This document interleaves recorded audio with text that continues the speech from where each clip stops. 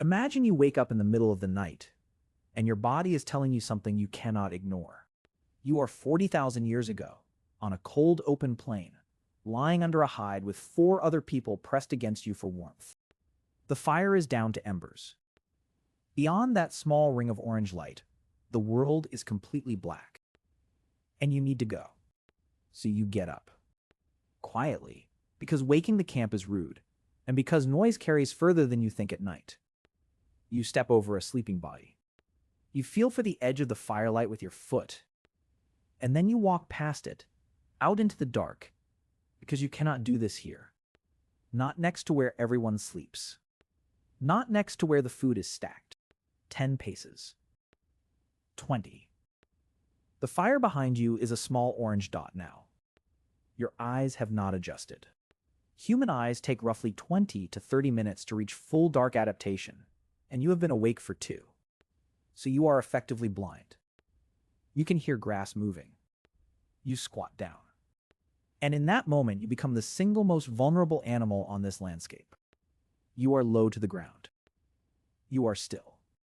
Your hands are busy. Your scent is broadcasting your exact position.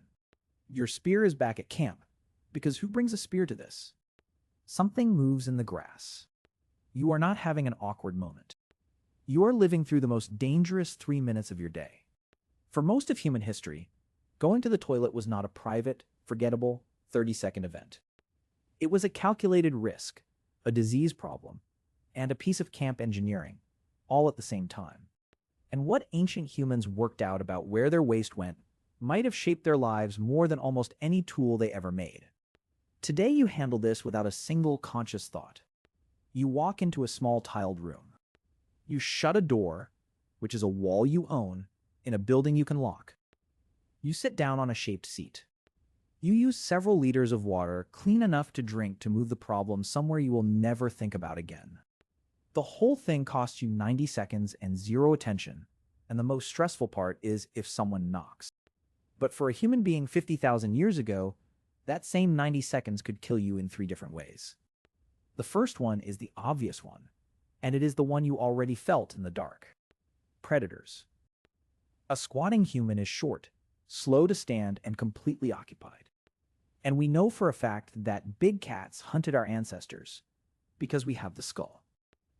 At Swartkrans in South Africa, the paleontologist Charles Brain examined a juvenile hominin cranium catalogued as SK54 and found 2 neat puncture holes in the back of it.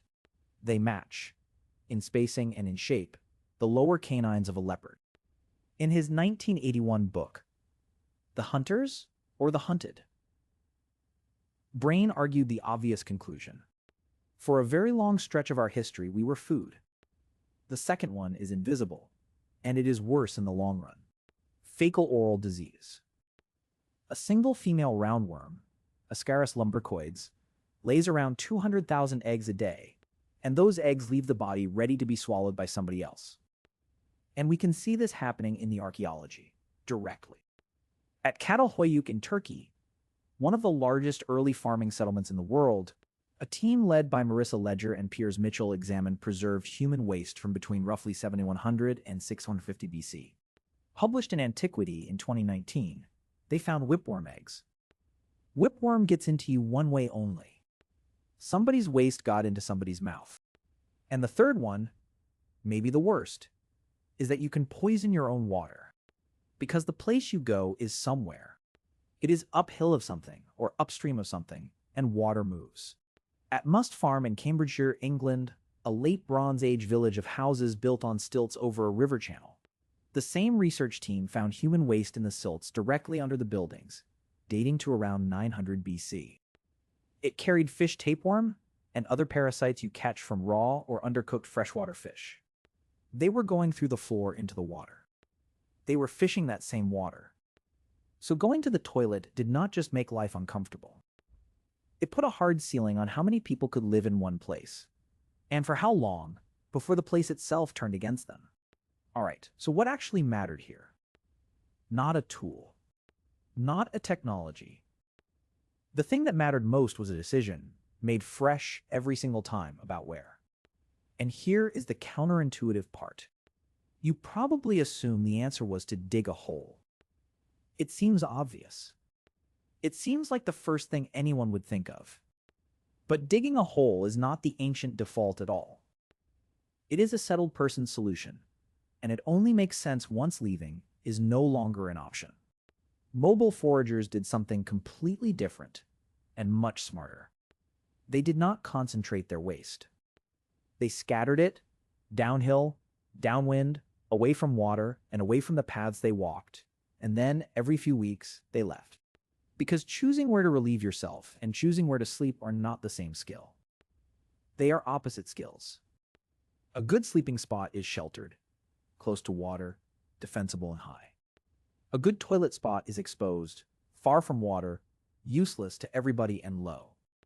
If you are good at one and careless about the other, you will get sick in your own bed. Once people did stop moving, the engineering arrives fast, and you can go and look at it. At Scarabray in Orkney, Scotland, a Neolithic village occupied between roughly 380 and 2500 BC, stone drains run underneath the houses. Set into the thickness of the walls are small stone cells, each one positioned directly over a drain. Many archaeologists interpret these as latrines, which would make them among the earliest indoor toilets in Northern Europe, though we cannot prove what any individual cell was for. And then there are the tricks.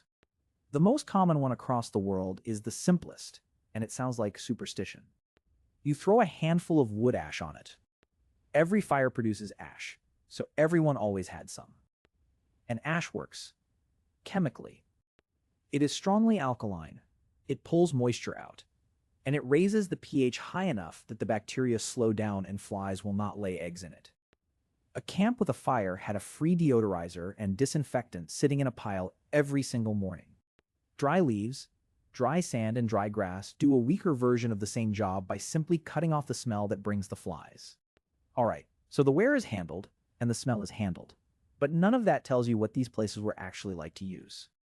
So what do? You go and look at what got left behind in them. Start with the ordinary. Çatalhöyük again, Turkey, 7th millennium BC. The waste came from middens on the edge of the settlement, the same heaps where broken pots and bones went. Someone walked out to the rubbish pile in the morning, in view of the whole town, because that is simply where you went. Then Must Farm, England, around 900 BC. Alongside the parasites, the excavation recovered the whole texture of the place, right down to bowls with food still in them. Someone lived over that water, ate from that water, and used it as a drain, and almost certainly never made the connection. Then Scarabray, Orkney, around 3000 BC, where somebody cut a drain channel into bedrock and then built a house on top of it. That takes planning before the first wall goes up. Then Mohenjo-Daro and Harappa, in the Indus Valley in modern Pakistan, between about 2600 and 1900 BC. Ordinary houses, street after street, had brick-built latrines draining into covered channels running down the middle of the road, and the channels were capped with fitted brick slabs that could be lifted for cleaning. Someone had the job of lifting them. And now the one that makes these people real. At Vindolanda, the Roman fort just south of Hadrian's Wall in Northumberland, England, excavators recovered a wooden toilet seat in 2014. Not stone. Wood. Cut with a keyhole opening and worn smooth along the edges from use. It is the only known wooden Roman latrine seat in the world. Somebody chose wood, on a freezing northern frontier, for the only reason anyone ever chooses wood over stone in that climate. Stone in a Northumberland winter is unbearable. That is not sanitation. That is kindness. And at the far end of the scale, at the Yuanyang ruins in Shanxi, China, archaeologists reported in 2023 what they describe as a lavatory with a pipe running to an outdoor pit, possibly around 2,400 years old. The find is recent, and the interpretation is still being worked through, so treat it carefully. But if it holds, someone was pouring water down a pipe to flush in the 4th century BC. But here is where the story takes a turn that nobody expects. The most revealing evidence about ancient toilet habits is not a drain or a seat. It is a painting. In Pompeii, on ordinary exterior house walls, there are inscriptions and images aimed squarely at passers-by. One of them, recorded in the standard corpus of Latin inscriptions, reads Cacator Cave Malum. Roughly, relieve yourself here, and something bad will happen to you. And in places, alongside the words, people painted snakes and household gods on the wall at street level. The message is not subtle. This wall is sacred. Do not. And here is the observation that recontextualizes everything. Nobody paints a god on a wall to stop a thing that is not happening. You put up a sign because the problem is constant, which tells you that in a wealthy Roman town, with public latrines, running water and covered sewers, people were still going in the streets so regularly that homeowners resorted to invoking the gods against it. Now, we cannot prove those paintings ever worked. But the logic holds together with no gaps. Infrastructure existed. Infrastructure was not enough. The thing standing between a city and its own waste was never really the plumbing. It was whether people could be persuaded to care.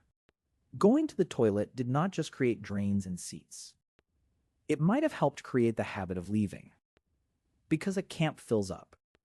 Not with waste alone, but waste is the part that never stops. And we can measure how living hunter-gatherers deal with that.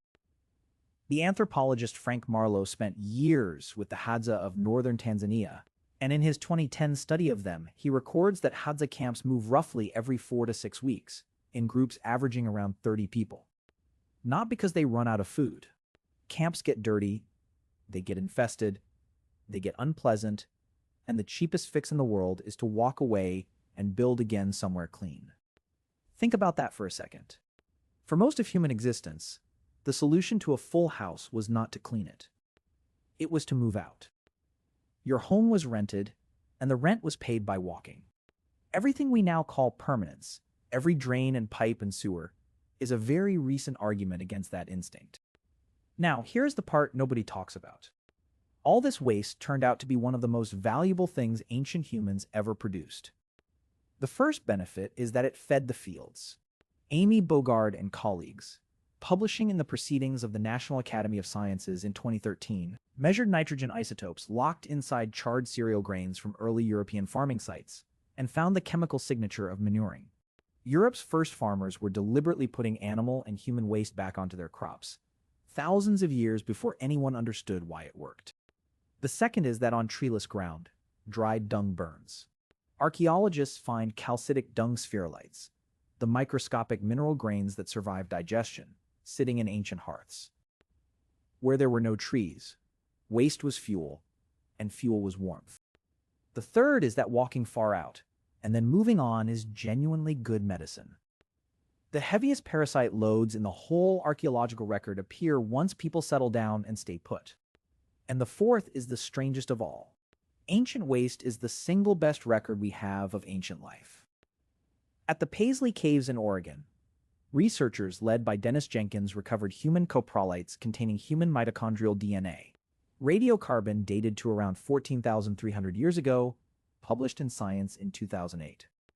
That is some of the oldest direct evidence of people in the Americas.